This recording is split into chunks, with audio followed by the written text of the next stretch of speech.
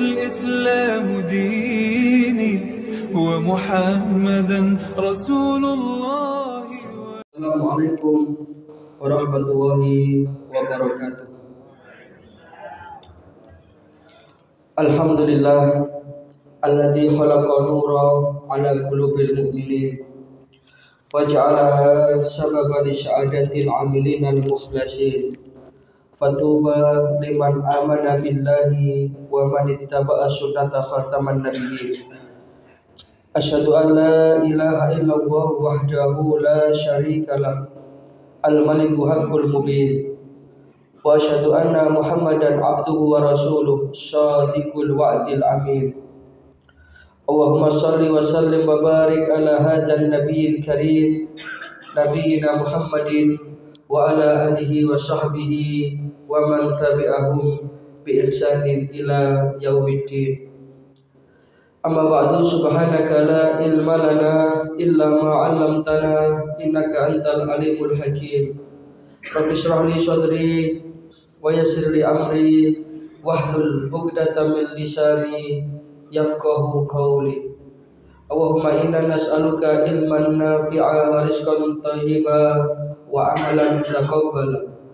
Asbahna ala fitratil Islam wa ala kalimatil ikhlas wa ala dini nabiyyina Muhammadin sallallahu alaihi wasallam wa ala millati abina Ibrahim hanifan muslima wa ma kana minal musyrikin.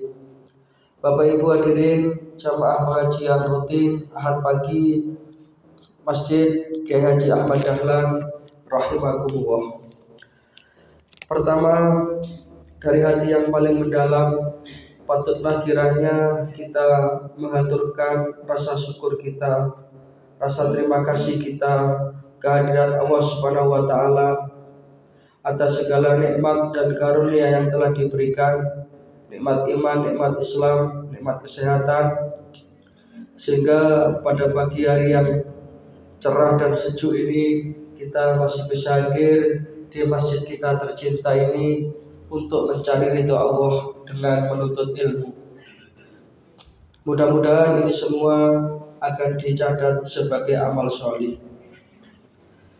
Yang kedua, salawat serta salam mudah-mudahan senantiasa terlimpah kepada junjungan kita baginda Rasulullah sallallahu alaihi wasallam, alladzi adal amanah wa ballagar risalah wa nasyahal ummah wa jahada fi sabilillahi haqqa jihadi hatta atahul yakin.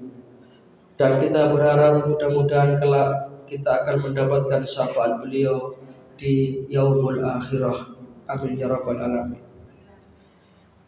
Yang ketiga, terima kasih atas waktu dan kesempatan yang diberikan kepada saya untuk menyampaikan kajian tematik pada tiap Ahad yang ketiga ini.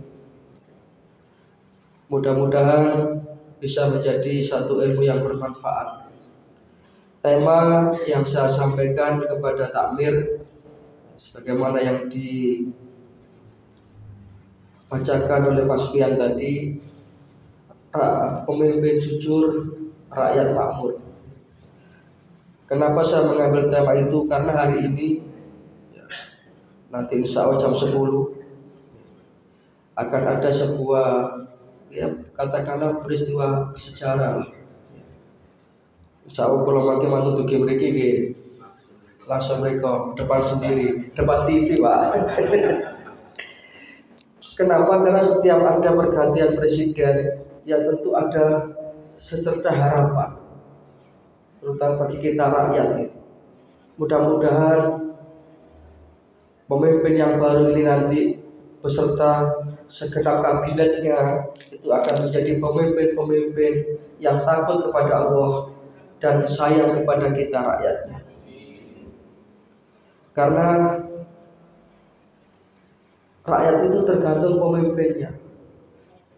Beruntunglah rakyat yang dia itu dipimpin oleh seorang pimpinan yang adil, yang jujur, yang mewarisi sifat-sifat nubuwah, sifat-sifat kenabian, yaitu sidik, amanah, tabligh, dan fatonah. Jadi 4 ini wajib dimiliki oleh seorang pimpinan. Sidik, tentu, jujur itu harus menjadi modal dasar supaya bangsa Indonesia yang kaya raya ini bisa dikelola untuk sebesar-besar kemakmuran rakyat. Kan kalau kita lihat bangsa Indonesia ini, negara kita ini negara yang kaya.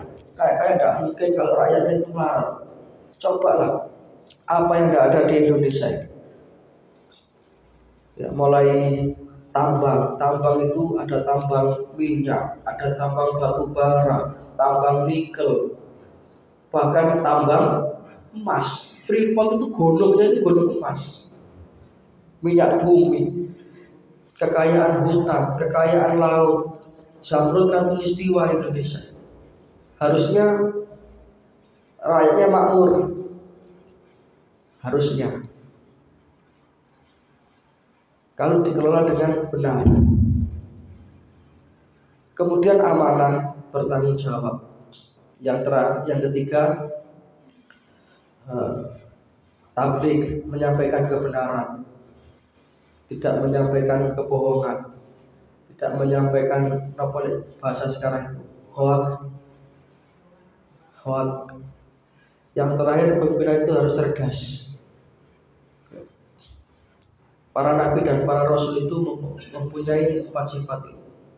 Mustahil nabi itu bodoh.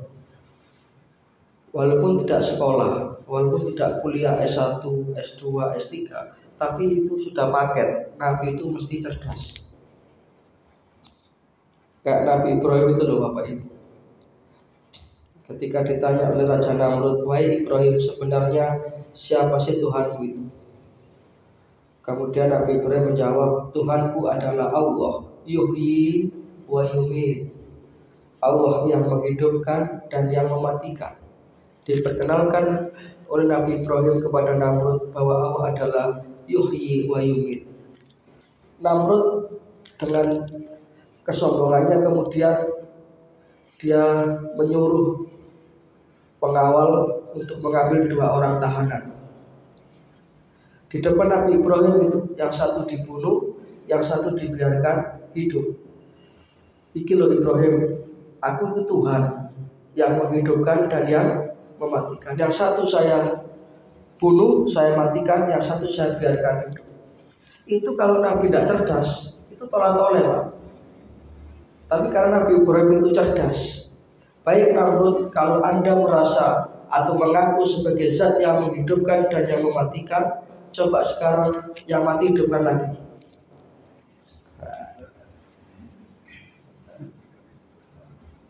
Atau besok pagi coba matahari itu kamu perintahkan untuk terbit dari sebelah barat.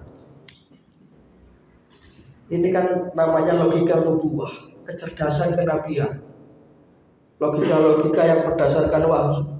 Sehingga ketika itu di hadapan orang banyak, Namrud yang maunya menyombongkan diri justru fabuhital ladzi kafar, kata Quran. Ya coro bahasa begini, kelakeplah, tidak bisa berargumen apa-apa. Ya kita ingin dipimpin oleh pimpinan yang seperti itu, yang cerdas, pimpinan yang amanah. Di dalam Al-Quran surat Al-Ahzab, mungkin bisa banyak kaji ulang, ayatnya 23 dan 24. Di situ Allah Subhanahu wa taala menyatakan bahwa kejujuran itu adalah sifat yang melekat dalam diri orang-orang yang beriman. Artinya selagi tiang itu menggadai iman, mesti jujur. Atau mafhum mukhalafahnya, pengertian baliknya, orang itu kalau sudah tidak jujur berarti imannya sudah lepas. Allah Subhanahu wa taala berfirman, "A'udzubillahi minasyaitonir rajim. Minal mu'minina rijalun shadaqu." Di antara orang-orang yang beriman itu ada orang yang shadaqu, jujur, menepati janjinya. Ma'ahadullahu alaihi, karena mereka memang telah mengucapkan janji itu kepada Allah. Bukan hanya sekedar janji kampanye, Pak. Kalau mau kampanye aja janjinya muluk-muluk. Sehingga sampai ada guyonan itu. Apa sih bedanya pilkada sama pilkab? Nah, kalau pilkab itu lek lali tadi. Kalau pilkada lek tadi lali. Kata tak beda. Wah, kok gak wedi ya, janjinya muluk-muluk tapi begitu jadi lupa, amblas. Nah, ini kabarnya aja anggota-anggota dewan yang baru dilantik ini sudah pada menggadaikan SK-nya, ambil uang di bank kembali ke modalnya kampanye. Mau nyambut kayak bagaimana? Makanya kita terus berdoa, mudah-mudahan dari kelompok yang kecil ini Allah Ta'ala mengijabahi. Dari kita istiqomah ngaji ini Allah Ta'ala memberkahi kita. Ya, supaya perlahan bangsa kita ini bangkit dari keterpurukan. Segala lini sudah hancur sekarang di bangsa ini. Atau bahasa yang sering ditampilkan itu ya, bangsa kita ini sedang tidak baik-baik saja. Bukan masalah, yang penting saat ini hari ini jenengan baik-baik saja. Bukti ini so ngaji sampai senden kan baik-baik saja tuh. Sampai kali lir-lir bukan nopo-nopo. Yang penting pun asal barokah haji. Nah, setelah mereka itu menunaikan janjinya, menepati janjinya kepada Allah, wa minhum man qada nahbah. Di antara mereka kemudian ada yang gugur. Wa minhum may yantadir. Sedangkan di antara mereka masih ada yang hidup menunggu saat-saat kematian. Tetapi yang menarik adalah tidak ada sedikit pun di antara mereka yang mengingkari janjinya. Jadi jangan sampai orang yang beriman itu punya prinsip hidup jisamsu, janji manis tapi palsu. Jangankan dalam tingkat negara ya, dalam tingkat yang lebih kecil, keluarga saja. Menurut saya Bapak Ibu, kalau sudah tidak ada ketidakjujuran di dalam keluarga itu, hancur Pak. Kalau seorang suami sudah membohongi istrinya, kalau seorang istri sudah tidak jujur pada suaminya, seorang anak membohongi orang tuanya, maka itu alamat akan hancur. Sehingga kejujuran ini adalah merupakan fondasi dalam menegakkan keadilan. Saking pentingnya kejujuran dan keadilan ini sampai di dalam khutbah Jumat itu khatib mesti mensitir ayat itu, innallaha ya'muru bil adli wal ihsan. Sesungguhnya Allah Ta'ala memerintahkan kepada kamu untuk menegakkan keadilan dan berbuat ihsan, berbuat kebaikan.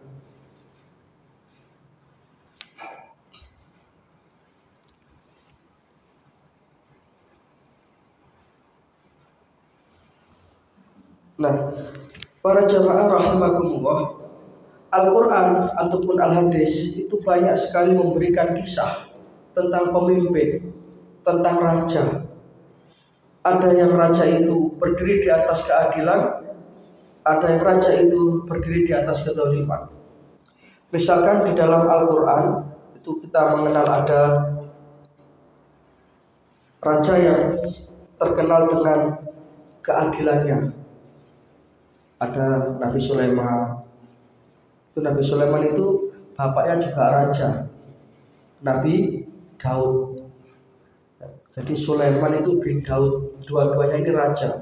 Bahkan Nabi Sulaiman itu ya raja, ya nabi, ya konglomerat. Kecuali tiang pun jangkep, gitu yang soleh, suge, pangkat orang nopo kalian. Bahkan Nabi Sulaiman itu diberi oleh Allah Ta'ala kemampuan untuk mengerti bahasa binatang. Beliau ketika melewati satu lembah, di situ ada serombongan semut. Ini dikisahkan dalam Al-Quran. Kalau supaya di surat nopo ayat pinter. Tapi nanti banyak madosi mulai Al-Fatihah sampai Anas mesti ketemu. Insya ketemu. Hatta idza atau ala wadi namlih qalat namlatun ya ayyuhan namlut khulu masakinakum la yahdimannakum Sulaiman wa junudu wa hum la yashurun. Ketika Nabi Sulaiman itu melewati lembah semut, beliau ini mendengarkan kerungu Raja Semut itu sedang memberikan instruksi kepada anak buahnya, ya ayyuhan namlut khulu masakinakum. Masih rojo disebut ke cilik pak, masih cilik tapi rojo. Wahai rakyatku, ayo cari perlindungan, segera kalian mencari tempat yang aman. Itu rombongan Raja Sulaiman dengan bala tentaranya akan melintasi tempat kita. Kalau kita tidak menyelamatkan diri, maka kita akan terinjak. Nabi Sulaiman mendengarkan itu. Akhirnya Nabi Sulaiman dalam ayat itu diceritakan fatabas sama dhahika min qauliha. Nabi Sulaiman itu tersenyum, bersyukur kepada Allah. Sampai begitu karunia.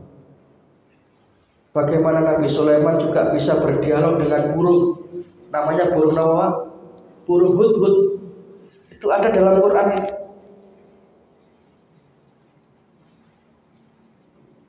Jadi Nabi Sulaiman itu melakukan inspeksi pasukan. Kalau bahasa kita apel pagi di absen itu. Karena Nabi Sulaiman itu seorang pimpinan yang bijaksana. Beliau itu ngerti open anak buahnya yang nggak adil itu siapa tahu. Kemudian beliau bertanya itu, aina la aral hudhuda am kana minal ghaibin. Mana ya? Saya kok tidak melihat burung hudhud itu ikut apel pagi. Dan dia juga tidak memberi keterangan apapun. Nggak kirim surat dokter, juga WA. Ini berarti bolos ini hudhud ini. Lau adibannahu adaban syadidan. Nanti kalau ketemu akan saya hukum. Jadi itulah contoh pemimpin yang tegas. Ada reward and punishment. Itu memang perlu. Sehingga kemudian akhirnya betul juga dalam waktu yang tidak lama datang itu burung hudhud itu.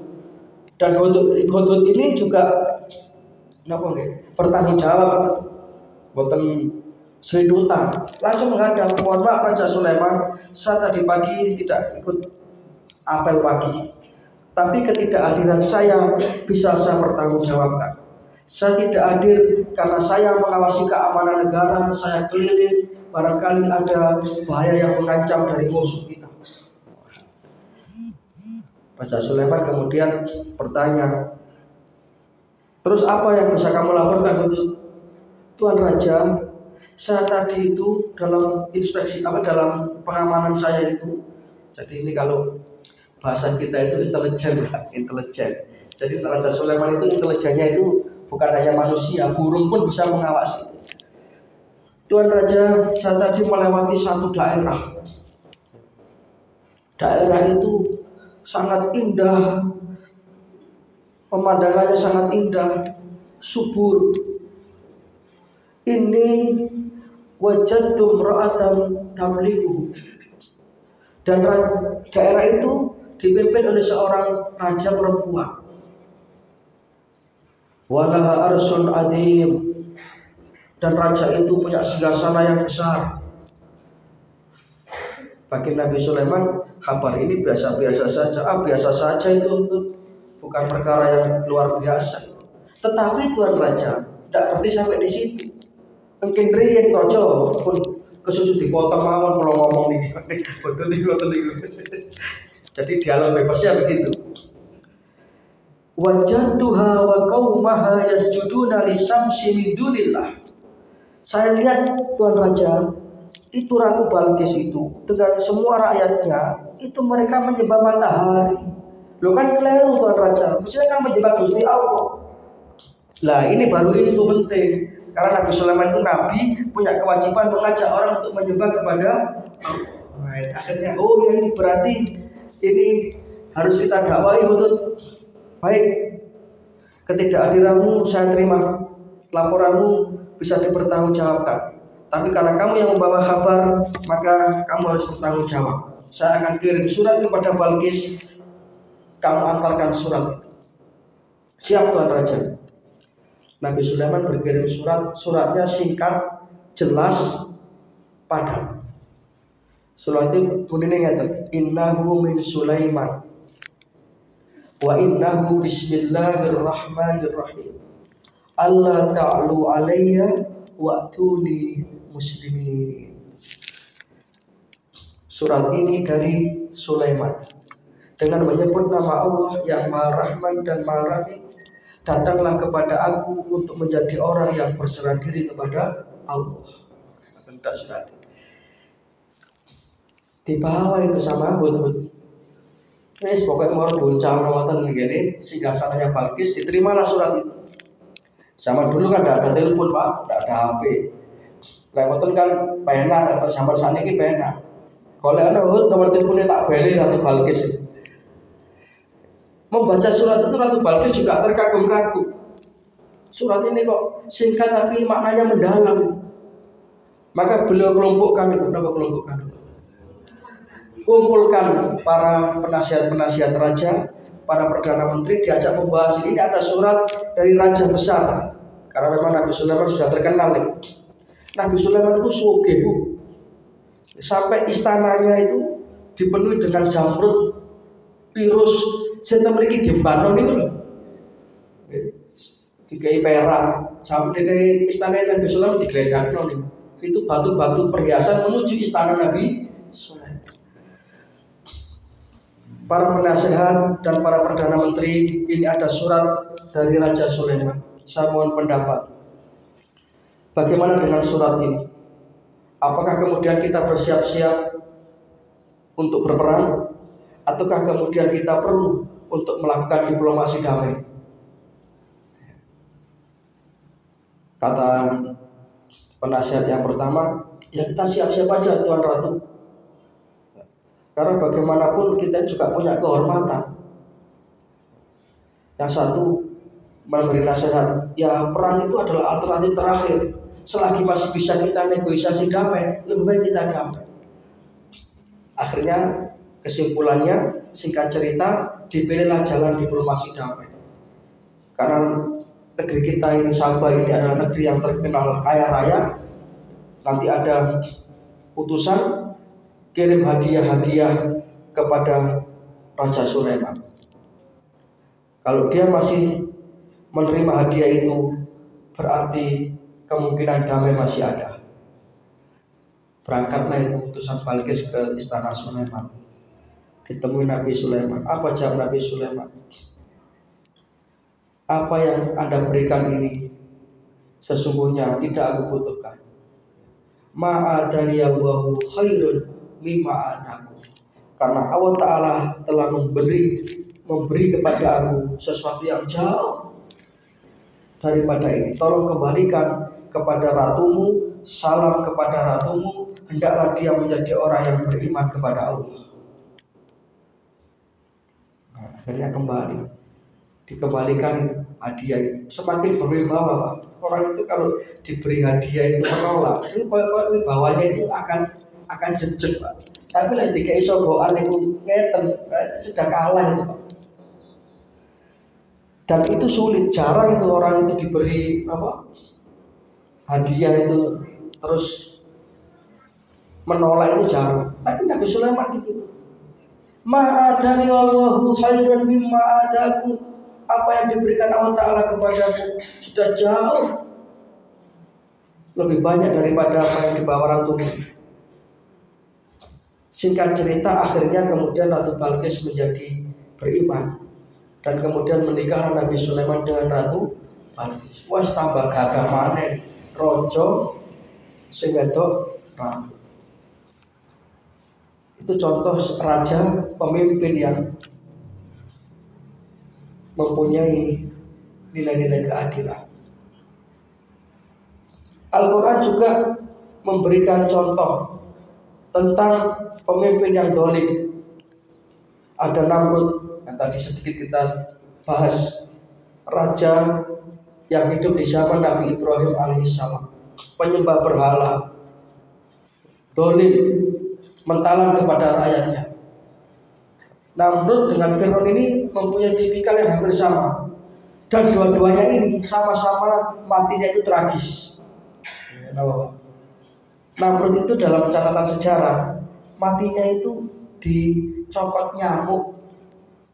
Dalam riwayat yang lain, kuping ini kelebonan nyamuk, kemudian kejang, panas, tinggi, mati. Fir'aun matinya kedelem. Jadi rata-rata raja yang zalim itu matinya tragis.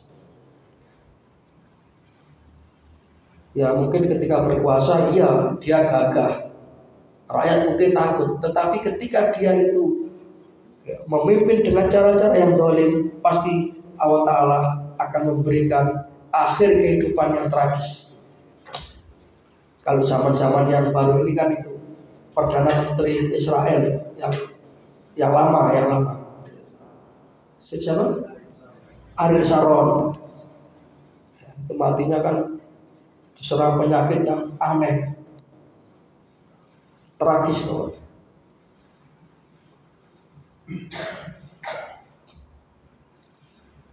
Nah, SK kepemimpinan atau amanah kepemimpinan yang pertama kali ada di dunia ini adalah SK kepemimpinan yang diberikan oleh Allah Subhanahu wa Ta'ala langsung kepada Nabi Adam alaihissalam. Si Nabi Adam itu dapat SK langsung dari Gusti Allah untuk memimpin dunia ini. Jadi kepemimpinan pertama itu diberikan kepada seorang nabi. Di mana SK itu kita temukan dokumennya? Dalam surat Al-Baqarah ayat 30. A'udzubillahi minasyaitonirrajim. Wa idh qala rabbuka lil malaikati inni ja'ilun fil ardi khalifah. Dan ingatlah ketika Allah Ta'ala berfirman menyampaikan kepada malaikat, wahai malaikat-malaikatku, sesungguhnya aku hendak mengangkat seorang pimpinan, seorang khalifah di muka bumi. Itu SK yang pertama kepemimpinan dalam sejarah kemanusiaan diberikan oleh Allah Ta'ala kepada Nabi Adam alaihissalam sebagai manusia pertama. Maka zaman Nabi Adam itu Bapak Ibu ya belum ada hukum waris, yang tinggal bagi-bagi alam ini. Hukum pernikahan zaman Nabi Adam itu boleh menikah dengan saudara kandung, yang tidak boleh menikah dengan saudara kembar. Ya karena tidak ada orang lagi. Sehingga kan Qabil dengan Habil itu kan gegeran kan gara-gara pernikahan ini. Jadi Qabil sampai membunuh Habil karena saudara kembarnya Qabil itu kan ayu. Soalnya Qabil gak ganteng. Lah saudara kembarnya Habil itu gak patek ayu. Pernikahannya harus disilang. Qabil menikah dengan saudara kembarnya Habil, Habil menikah dengan saudara kembarnya Qabil. Lah karena Qabil betul. Akhirnya dibunuhlah adiknya itu. Dan itulah kemudian pembunuhan pertama dalam sejarah kemanusiaan. Setelah dibunuh adiknya, si Qabil ini bingung. Terus tak apa, no adikku sudah mati. Akhirnya dia melihat dua ekor burung yang sedang bertengkar, sedang tarung, yang satu mati, kemudian didudukno lemah di bawah, dimasukkan. Itulah kemudian tata cara penguburan pertama. Jadi ternyata manusia ini ngubur nih kalau nyuntuh makhluk. Sejarahnya begitu. Maka Nabi Adam diberi oleh Allah Subhanahu wa Ta'ala amanah untuk memimpin alam ini. Beliau menjadi raja atau presiden yang pertama. Dan Nabi Adam berdiri di atas keadilan. Kemudian ada lagi raja yang bernama Fir'aun. Nanti kita sebutkan, ini hidupnya di zaman Nabi Musa, Bapak Ibu. Jadi Fir'aun itu adalah gelar raja-raja Mesir. Kebetulan yang Fir'aunnya Nabi Musa ini namanya Ramses II. Kayak di Jogja itu kan ada Hamengkubuwono I, Hamengkubuwono II. Nah, Fir'aun ini adalah gelar raja-raja Mesir. Yang musuhnya Fir'aun itu yang Ramses II, yang sampai hari ini jasadnya masih ada, disimpan di Museum Negara Mesir sana, di piramid. Sekali-kali nanti jamaah Masjid Ahmad Dahlan rekreasi ke sana. Ini delok blegere Fir'aun sing nalika uripe niku al-kemlintiu wal sombong. Infonya tiket masuknya murah kok Pak. Kalau di kurs rupiah mungkin 100.000 atau 150.000. Kita tambah ongkos pesawat 13 juta. Nah, maksud kata numpak elok ke Mesir. Dan memang itu dalam Quran ada. Allah Subhanahu wa taala itu menyelamatkan jasadnya Fir'aun itu memang ada. Ya fal yauma nunajjika bi badanika litakuna liman khalfaka ayah. Maka pada hari ini aku selamatkan jasadmu Fir'aun supaya jadi contoh bagi orang yang sesudah kamu. Jadi jasadnya Fir'aun itu walaupun tidak diawetkan, tidak dibalsem, tidak dimumi, itu tetap akan utuh. Karena itu merupakan janji Allah supaya Allah Ta'ala itu memberikan pelajaran kepada orang-orang yang hidup di sesudah kita, di masa kita ini. Oh, tiba-tiba sombong itu akhirnya seperti ini. Kalau membaca sejarah ini, tidak akan mungkin Pak pejabat itu sombong. Harusnya pejabat-pejabat itu, apakah camat atau bupati, wali kota, itu harus baca sejarahnya Fir'aun. Cik boten sombong karena pangkat dan jabatannya. Fir'aun itu dulu satu Mesir semua takut. Omongannya jadi undang-undang. Omongannya mengalahkan kitab suci. Itu Fir'aun. Sudah diberi nasihat oleh tukang-tukang sihirnya. Tuan Raja, apa di bawah Musa ini benar? Malah tukang sihirnya itu semua dibunuh. Nah, kok ente-ente kedelem. Dan ketika kedelem itulah Fir'aun ternyata getun. Surat Yunus itu ada penyesalan Fir'aun. Ya, kita buka surat Yunus. Ayatnya surat Yunus ini surat keberapa? Surat ke pinten? Surat ke-10. Generous, alhamdulillah. Apa? Ayatnya bisa kita baca mulai 90 sampai 92. Inilah detik-detik terakhir ya, kehidupan seorang raja yang pongah, raja yang arogan, raja yang diktator. A'udzubillahi minasyaitonir rajim. Wajawazna bi bani Israil al-bahra fa'atba'ahum fir'aun wa junuduhu baghyan wa adwa. Dan kami selamatkan Bani Israel itu melintasi lautan. Jadi Nabi Musa ini nggawa kaum sing namine Bani Israel. Itu golongane wong-wong sing rewel, cerewet, kakek ngomong. Itu Bani Israel itu begitu, Pak. Jangan bayangkan nggawa rombongan, situasinya sulit, sing bijak itu geger ya. Kamu enggak sumpah itu, Pak. Misalnya jangan jadi ketua rombongan rekreasi tak budi, bisa mogok. Bis niki apa travelnya gak kena. Padha golek salahe dhewe-dhewe. Gak cari solusi malah nyalano ketua rombongan ini. Sumpah, Pak. Nabi Musa mengalami itu. Gawa rombongan namanya Bani Israil. Gak sabaran, gak kantenan. Begitu dikejar oleh Fir'aun sampai di tepi Laut Merah, tambah geger itu. Ya apa itu Musa? Itu segoro itu. Masa mungkin ada yang wangi. Fir'aun tambah cepat mati guys. Oh, Nabi Musa ini kira-kira wong arek Malang, menapa tak tapuk ya dewe manut wae ta lah. Geger ae. Akhirnya kan Nabi Musa angkat tangan itu.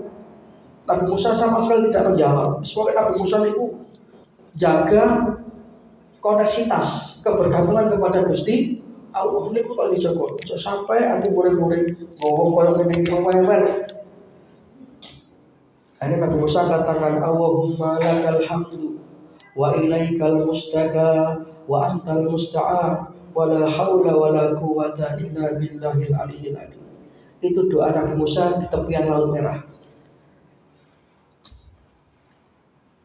Akhirnya betul juga terjadi sebuah keajaiban yang di luar nalar. Itu loh Pak. Kalau kita itu punya masalah bergantung kepada Allah, pasti kita akan diberi solusi-solusi kehidupan yang di luar perkiraan kita. Tapi lek ngandalno kepinterane awake dhewe, ngandalno kesugiane awake dhewe, maka selamatlah kita akan bisa terpuruk dalam masalah itu. Jadi kalau mau menyelesaikan masalah tanpa masalah, tidak usah kegaden Pak.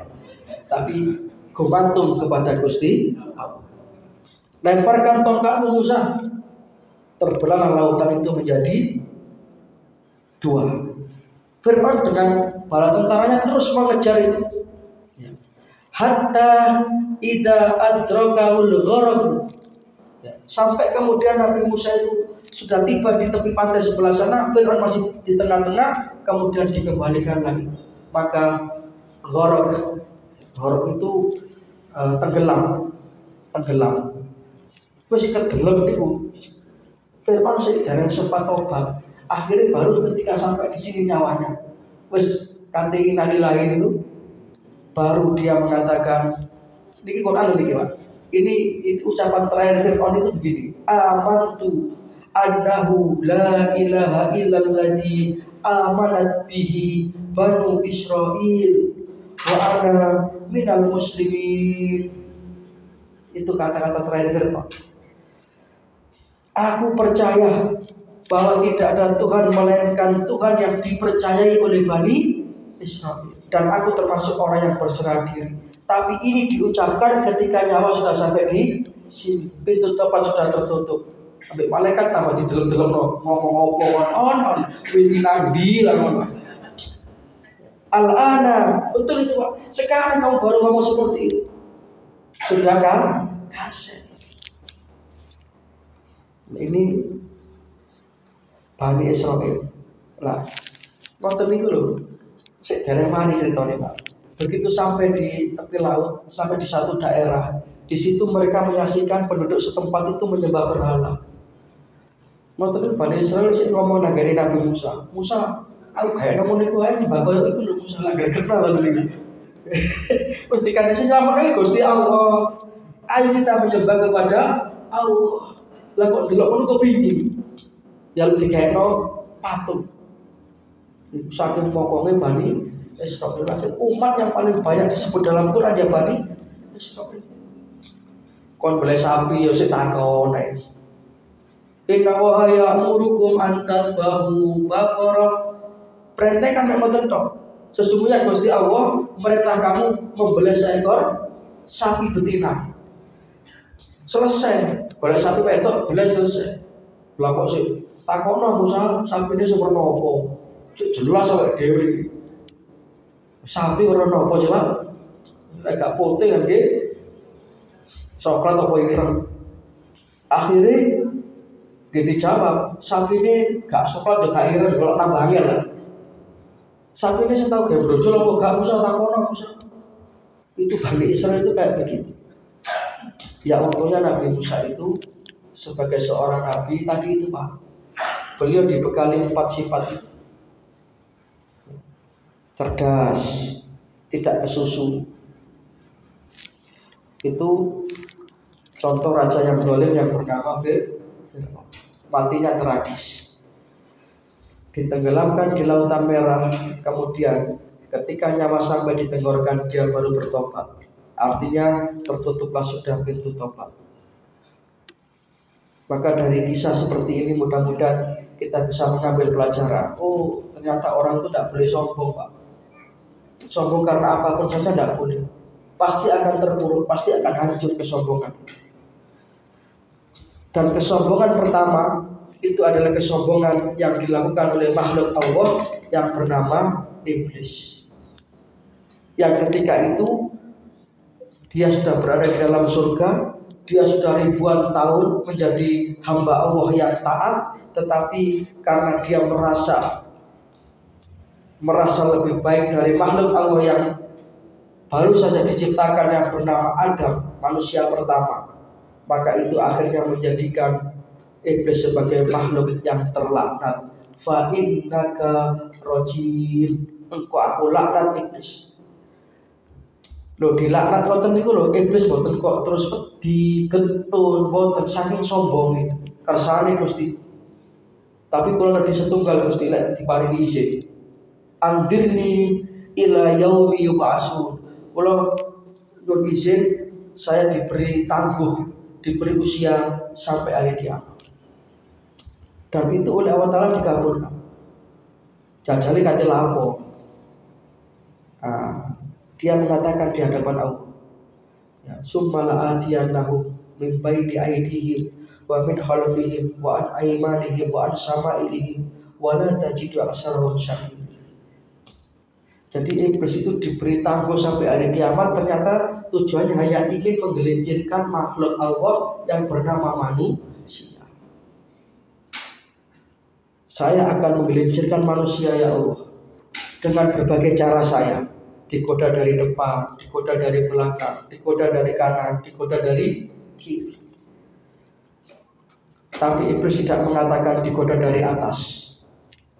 Ahli tafsir menjelaskan berarti iblis tidak akan bisa menggoda orang-orang yang punya kebergantungan ke atas, kebergantungan kepada Allah.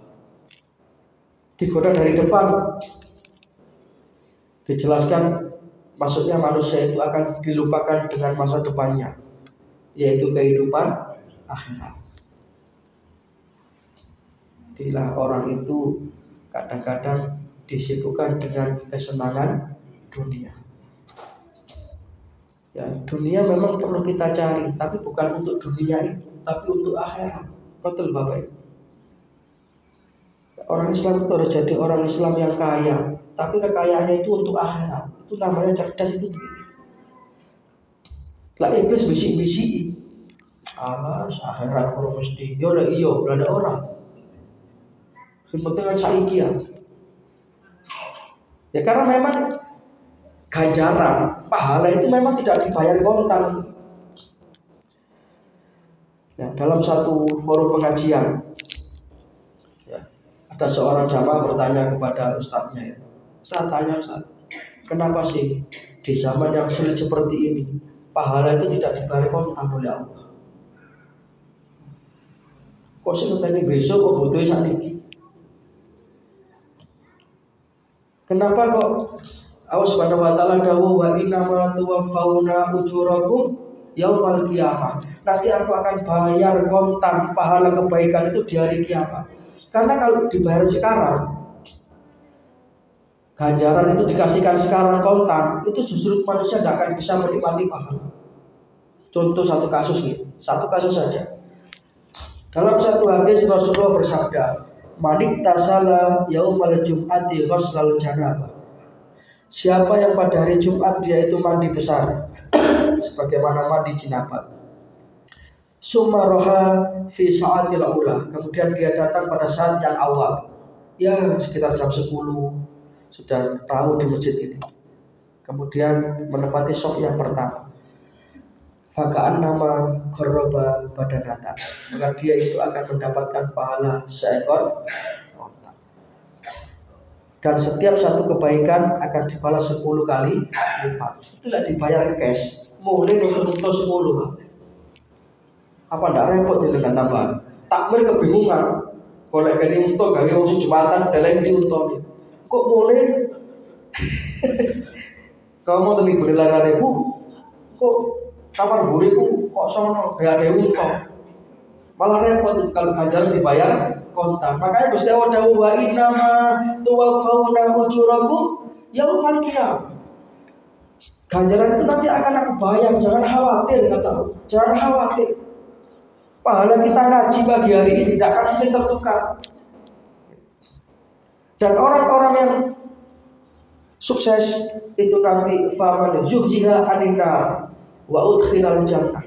Nanti mereka itu akan aku selamatkan dari neraka, aku masukkan ke dalam surga. Itulah orang-orang yang mendapatkan kemenangan. Amin ya rabbal. Itu digoda dengan dunia itu begitu, Pak. Tapi memang kadang-kadang ya dunia ini saking apa ya? Saking wis kabeh modern koyo-koyo aja sembarang penak saking dunia. Semakin fasilitasnya semakin enak. Sehingga koyo-koyo wong wis kerasan di dunia ini kerasa. Padahal kampung kita sesungguhnya adalah kampung akhirat. Dan kita dulu itu adalah merupakan anak keturunan dari penghuni surga, yaitu Nabi Adam. Maka kita kembali harus ke surga, berjuang kembali ke surga. Amin ya rabbal alamin. Dengan apa? Kita tertinggi. Dengan seperti ini. Toh juga dunia ini kalau kita hitung itu tidak ada seberapanya akhirat. Paling pol nih, dunia itu 100 tahun paling pol. Yang umur 100 nih gue gak bisa menikmati dunia. Masuk motornya Alphard, paling gak ke omah kontrol, ke omah check up. Emang tentu nih umur 100 tuh aja itu mau gak kuat bisa. Dia tuh gak bisa menikmati. Dari ini buatan bareng, ini lagi aku diabetes, ini asin darah tinggi, akhirnya ada tempe, gua ambil berbes sendiri. Artinya apa dunia ini? Malah lek awet-awet malah putune sumpek. Baik kok awet temen sih kamarnya sudah tak gini ya. Itu dunia. Maka bersyukurlah orang yang di dunia ini mengumpulkan bekal akhiratnya, memperbanyak tobat kepada Allah. Digoda dari belakang, maksudnya orang itu lupa masa lalunya, lupa sejarah. Dari mana dia berasal. Padahal sejarah itu penting, Bapak Ibu. Sejarah itu penting. Sebagai warga negara Indonesia yang baik, kita harus tahu sejarah perjuangan bangsa kita, supaya menghargai para pahlawan, supaya nggak ujuk-ujuk orang bendera syirik. Wah, bendera itu merah putih itu bisa berkibar karena perjuangan para mujahid pahlawan kita dulu. Dan menghormati bendera itu bukan berarti menyembah bendera. Karena ada sekarang kelompok-kelompok yang ekstrim, orang bendera syirik, gak mau berjuang, karena lupa masa lalunya. Termasuk sejarah yang tidak boleh kita lupakan, sejarah kekejaman PKI itu, Pak. Ya. Saya melihat paparan-paparan di YouTube. Kemudian saya bersyukur, andai kata bangsa ini tidak mendapatkan rahmat Allah, maka bangsa Indonesia akan jadi bangsa komunis, Pak. Betapa ketika itu benteng pertahanan dari komunisme, yaitu angkatan darat, itu 7 jenderalnya, ya, 6 jenderalnya, yang 1 selamat, Pak Nasution, itu semua sudah berhasil dihabisi. Maka sebentar lagi tinggal sedikit itu akan berubah itu ideologi bangsa kita. Tapi Allah Ta'ala masih menyelamatkan. Maka dalam khutbah Jumat saya 2 Jumat yang lalu, saya beri judul kenapa Pancasila Sakti. Karena saktinya Pancasila itu adalah diambilnya Pancasila itu dari ajaran Islam. Apa yang terjadi? Beberapa jenderal yang di luar dugaan mereka itu tidak dihitung. Antara lain Majen Soeharto, yang ketika itu beliau menjadi Pangkostrat. Kemudian Kolonel Sarwo Edi, yang ketika itu beliau menjadi Komandan RPK. Ini pasukan yang taktis semua. Dan yang kita bersyukur lagi, jenderalnya PKI itu sebenarnya sudah diberi posisi menggantikan Pak Yani sebagai Menpangkat, namanya Jenderal Pranoto. Itu ternyata begitu dikasih jabatan langsung lolak-lolok dadak. Gak ngerti sih dilakoni opo. Akhirnya Mbak Pak Karno marah. 14 dino dipecat. Kok gak iso apa-apa tiba. Itu jenderal usulannya PKI itu. Itu loh Gusti Allah kalau masih menyelamatkan. Ini kita harus tahu. Makanya 1 Oktober itu ya, itu pasang bendera Pak, 30-nya itu setengah tiga. Sekarang kan sudah mulai dapat usum. Anak sekarang kan nggak tahu bahwa itu adalah salah satu wujud nyata rahmat Allah kepada bangsa kita. Diselamatkannya bangsa Indonesia ini dari ideologi komunis. Terlepas ada debat Pak Arlo terlibat atau tidak, itu bukan jadi masalah. Yang penting komunis harus sudah. Setelah kok Niki akhir-akhir ini ada usulan pemerintah suruh minta maaf pada komunis. Ada kata Niki gak ngerti sejarah itu. Dan 6 jenderal itu yang meninggal itu memang jenderal pintar-pintar semua. Di bidangnya masing. Pak Yani itu ahli strategi perang. Ya. Legend S. Parman itu intelijen. DI Panjaitan itu bagian logistik. Ya walaupun terlepas beliau non muslim ya. Yang non muslim kan itu. Tapi kita bersyukur sehingga PKI tidak payu. Sekarang mulai mau berani itu mau muncul lagi. Bahkan ada yang namanya Pakorba, Partai Korban Orde Baru, itu mau menuntut ganti rugi pada pemerintah. Nah, sekarang begitu. Ya mudah-mudahan masih tetap kokoh karena masih ada ulama-ulama yang di malam hari beliau itu munajat kepada Allah Ta'ala, sehingga bangsa kita ini masih diselamatkan oleh Allah Subhanahu wa Ta'ala. Kembali kepada masalah kepemimpinan.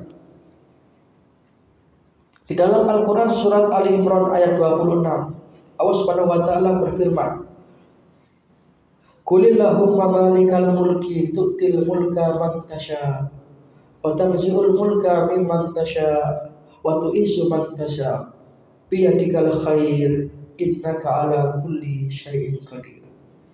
Kul, katakanlah wahai Rasul. Jadi Rasulullah diajarkan oleh Allah Ta'ala satu doa. Allahumma malikal mulki. Ya Allah, Engkau lah yang mempunyai kuasa pemerintahan. Engkau lah raja di raja. Engkau lah presiden di atas presiden. Engkau lah pemimpin di atas pemimpin. Tu'til mulka man tasha. Yang Engkau akan memberikan amanah kekuasaan kepada siapa yang Engkau kehendaki. Wa tanzi'ul mulka mimman tasha, dan akan mencabut kekuasaan dari siapa saja yang Engkau kehendaki. Wa tu'izzu man tasha, dan Engkau memberikan kemuliaan kepada siapa yang Engkau kehendaki. Wa tudillu man tasha, dan Engkau akan memberikan kehinaan kepada siapapun yang Engkau kehendaki. Biyadikal khair, di tanganmu lah semua sumber kebaikan. Innaka ala kulli syai'in qadir, dan sesungguhnya Engkau Maha Kuasa terhadap segala sesuatu. Jadi kepemimpinan yang dilandasi dengan keimanan akan menjadikan orang itu mulia. Bahkan pemimpin yang adil nanti dijamin di akhirat, di yaumul mahsyar, di ketika itu tidak ada perlindungan selain perlindungan Allah, itu mereka akan mendapatkan naungan dari Allah. Siapa mereka? 7 golongan. Yang pertama adalah imamun adil, pemimpin yang adil. Termasuk ya pemimpin rumah tangga, Pak. Pemimpin rumah tangga dengan punya tanggung jawab kepemimpinan. Dan itu paling ringan itu. Tanggung jawabnya hanya satu keluarga. Kalau jadi bupati, tanggung jawabnya di wong sak kabupaten, Pak. Apa tidak berat itu? Ya. Makanya Abu Bakar As-Siddiq ketika dipilih jadi khalifah, beliau itu tidak syukuran, selamat dapat karangan bunga, tidak. Nangis, Pak. Karena yang dibayangkan itu bukan fasilitasnya, tapi amanatnya itu, Pak. Nah kalau sekarang yang dibayangkan kan fasilitasnya. Oh, udah tadi bupati oleh mobil dinas, oleh fasilitas yang banyak, sehingga rebutan. Dia tidak pikir amanat, tidak pikir pertandingan. Jawab. Makanya Abu Bakar itu kalau bisa bojo aku, lihat nih karo. Sampai pidato pelantikannya itu terkenal. Ketika beliau secara aklamasi diangkat menjadi khalifah, menggantikan Rasulullah SAW. Beliau pidato, ayuhan nas, inni qad wulitu alaikum walastu bi khairi. Saudara-saudara sekalian, Anda telah memilih saya untuk memimpin saudara-saudara sekalian. Walastu bi khairikum, padahal aku bukan orang yang terbaik di antara kamu. Pidato ini ngoten. Maka fa'in ra'aitumuni 'alal haq, kalau Anda semua melihat saya berada di atas jalan kebenaran, di atas ajaran Allah dan Rasulnya, dukung saya, bantu saya. Sebaliknya fa'in ra'aitumuni 'alal batil, kalau Anda semua melihat saya berada di atas jalan yang batil, menyimpang dari jalan Allah dan Rasulnya, maka tegurlah saya, ingatkan saya. Jadi buat tambah senang, tambah susah sebenarnya. Umar ketika beliau menjadi khalifah yang kedua menggantikan Abu Bakar juga demikian. Beliau itu kalau malam itu keliling ke kampung-kampung, memastikan adakah rakyat saya yang masih kelaparan, dan temenan ketemu dengan satu rumah yang dalamnya ada seorang anak sedang menangis, ditunggoni saja itu sama Sayyidina Umar. Luwe bu, cara bahasa ini ngoten, tapi di mana garang lah, bahasa Arab. Ya sabar nih. Iki sedurung mateng. Ditunggu sampai 1 jam. Umar akan memastikan sampai anaknya itu tertidur. Begitu tertidur, Umar medayo. Beliau didampingi ajudan, namanya Aslam. Kemudian diklarifikasi itu sama Umar, dikonfirmasi sama Umar. Bu, sakjane jenengan masak nopo? Kulo niku mboten masak nopo-nopo, niku watu. Kulo akusi. Tole niki soalé rewel mawon, jin mboten rewel kulo akusi. Padahal niku lho mboten gadah nopo-nopo. Lah terus sama gak kagene iku presiden Umar.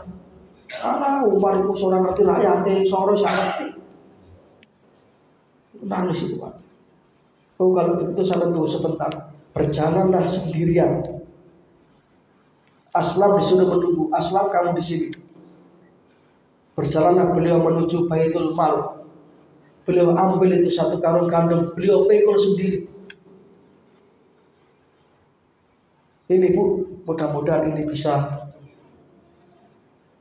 menjadi sesuatu yang dimakan oleh putra panjenengan.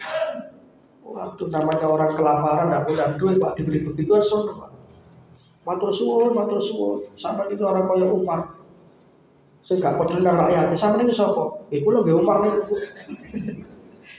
Akhirnya Aslam itu mengatakan, ya Khalifah, kenapa Anda tidak menyuruh saya? Wahai Aslam,